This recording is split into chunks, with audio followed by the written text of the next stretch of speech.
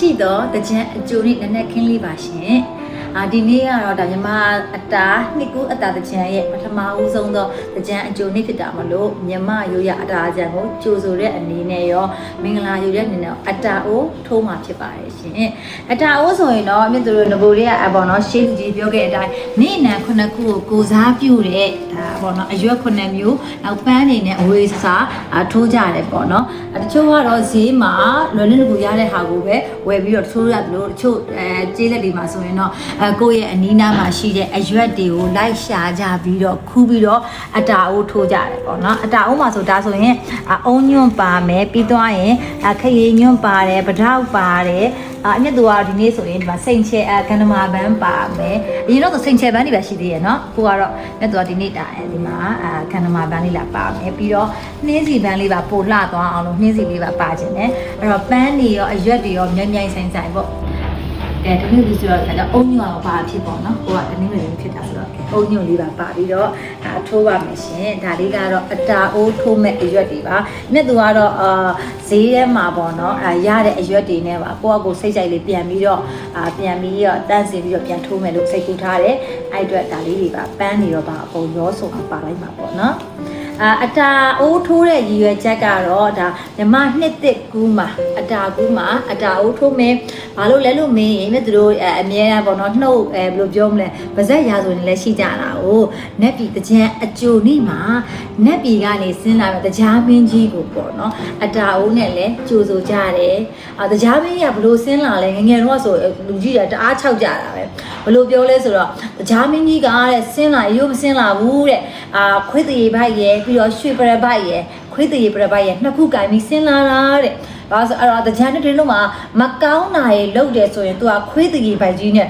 ပေါ့နော်ပရပိုက်ကြီးတော့မှတ်သွားတယ်ပေါ့နော်ကုသိုလ်ကောင်းမှုတွေများလုတ်တဲ့ခါကျရင်တော့ရွှေပရပိုက်မှာမှတ်သွားတာဆိုတော့ရွှေဆိုကောင်းတာဆိုတော့ကောင်းမှုဆိုများလို့ရမယ်ဆိုပြီးတော့လူကြီးတွေကအခလေးတွေကိုပေါ့နော်အဲ့လိုချစ်စနှုံးနဲ့ကြည်စားပြီးချင်းချောက်တဲ့ပေါ့နော်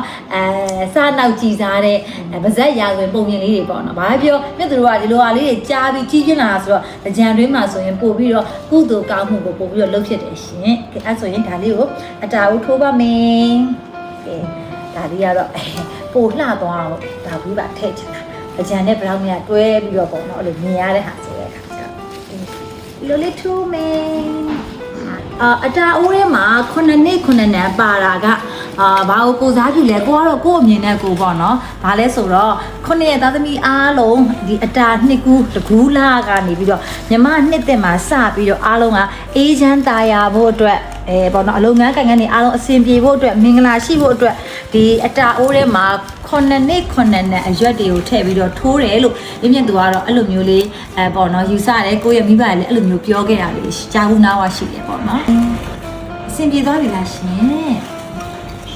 ကဲဒီနှစ်ကတော့အရန်ကိုမင်္ဂလာရှိသွားပြီပြီးတော့အဲ့လိုပြီးသွားရင်တစ်နှစ်တာလုံးကိုပါကဲကောင်းသတင်းတွေကြော်စောအောင်ကိုယ့်ရဲ့ပေါ့နော်ကောင်းသောမင်္ဂလာသတင်းတွေများများရဟုတ်လို့အမွှေးနံ့တာလေးကိုလည်းဖြန်းလိုက်မယ်တရားမင်းကြီးကိုလည်းကြုံမယ်9နှစ်9နန်း9နှစ်သမီးအားလုံးလည်းကျမ်းမာပျော်ရွှင်အောင်ပြီးတော့မင်္ဂလာကောင်းသောမင်္ဂလာတွေပြည့်စုံအောင်လို့အမွှေးနံ့တာလည်းဖြန်းပြီးသွားပြီဒီအတာအိုးနဲ့ကဲပြင်ကိုထွက်ပြီးတော့အတာအိုးနဲ့အတာတကူကိုကြိုပါမယ်ရှင်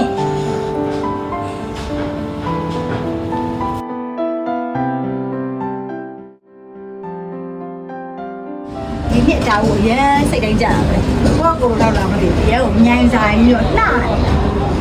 ထဲသွားရအောင်ဒီနေ့ကျန်ကတော့ဘာမှထွေထူးမရှိပါဘူးတကြံကိုမိသားစုနဲ့ပဲတူတူကုံဆုံးပဲပြီးတော့